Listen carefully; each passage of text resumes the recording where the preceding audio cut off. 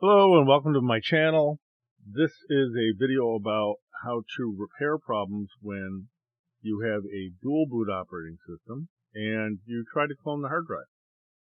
I should mention this applies to situations where it's not dual boot. So you will find helpful information here to help you fix boot up problems after cloning a drive, regardless of the scenario. In my situation, I was cloning the hard drive to a larger drive. In your situation, you may clone it to an SSD because it's faster.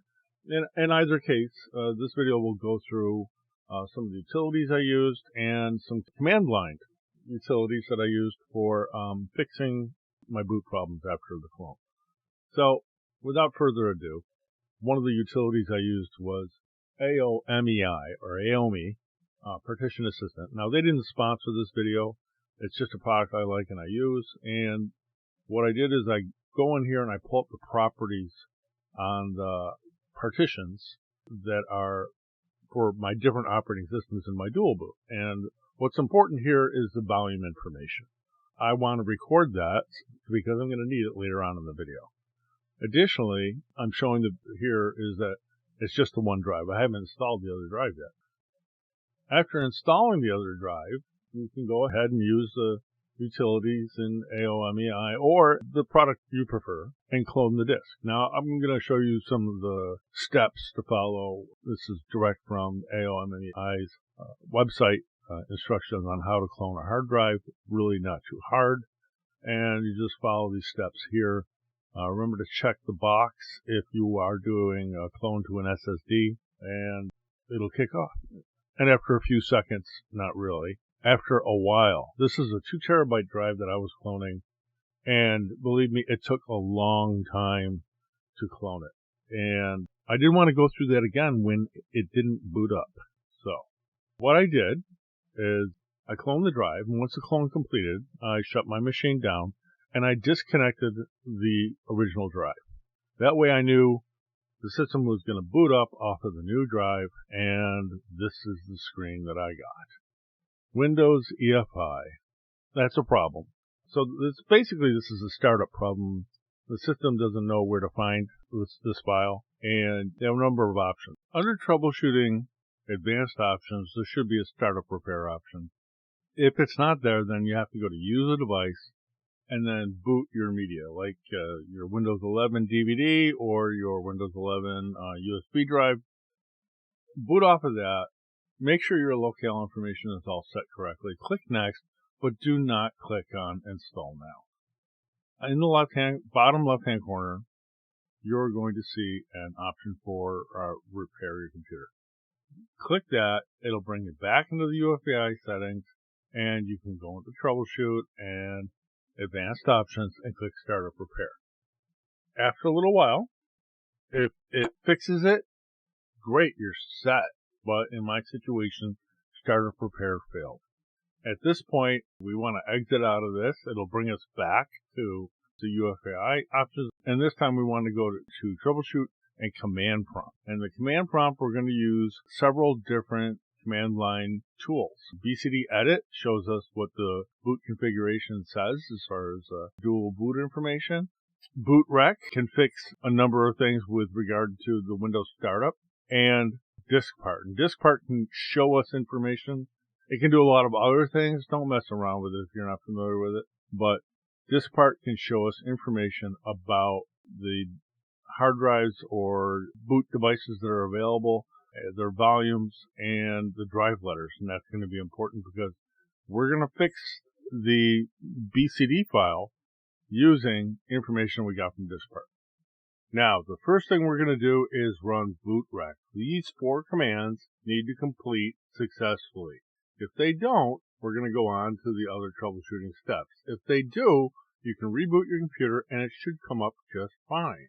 In my situation, the fix MBR worked fine, but the fix boot did not, and I got an access denied. This is where we're going to have to get into BCD Edit, use our DiskPart information to correct the problem.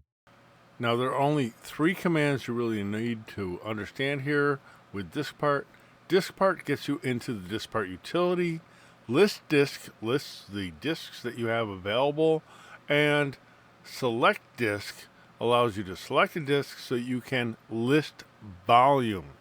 But the list volume, you want to pay attention to the drive letters. You'll notice here that my C drive is Windows 11, my E drive is Windows 10. That's important because later on we're going to be specifying partition C and partition E in the BCD edit. Type exit and press enter.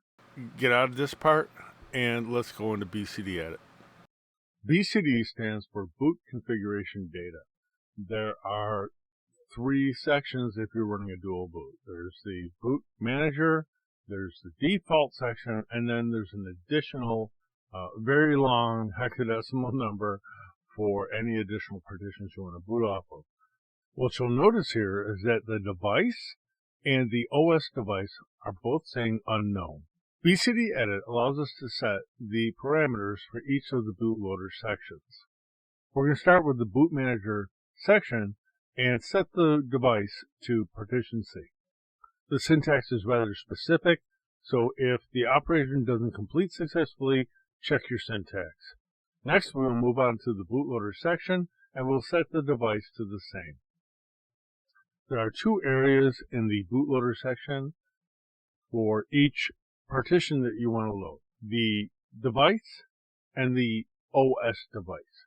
They're the same values. You set them to the partition letter and move on. It's a good idea to run BCD Edit every single time you make a change to confirm the values were accepted. Do you remember earlier on I looked at the volume information before I cloned everything? And that is so that I can correlate those very long hexadecimal numbers, which is the volume number, with the operating systems. And I'm able to see that Windows 10 is associated with the correct volume, Windows 11 is associated with the correct volume. In any case, I just neglected to mention that, but we'll continue now. I can see that my values are being set properly in BCD Edit, and next we'll move on to setting the OS device to match the device partition within that volume, and then we'll move on to the last section, which is our Windows 10 volume, set the device, and set the OS device to partition E as opposed to partition C.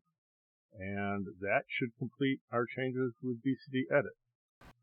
If you notice me highlighting things while I was doing this, when you left-click and drag and highlight a section, you can then press Enter, and it'll copy that into your clipboard. Then I hold the Shift and Insert key down to paste it into the BCD Edit Set command. Right-click will also paste it as well. In any case, that's just a little shortcut in case you're not familiar. When this is all done and I'm satisfied with the correct settings, I type in exit, which should bring me back to the startup options, and I can just select continue, and I should get my normal dual boot options. Select my first option, and I should boot into Windows 11. Well, this is interesting. It appears that my system had downloaded updates, and I didn't check that before I cloned the disk. So it's installing the updates now. I don't know for certain that the Windows updates caused the problem with cloning my hard drive and having it boot properly, but it was unexpected. You should expect when you clone these drives and you plug the new drive in that it just works. But when it doesn't, that's what I made this video. I hope this was useful for you and helps you solve a problem. If it does, please subscribe, smash that like button. I'd appreciate it. Have a great day.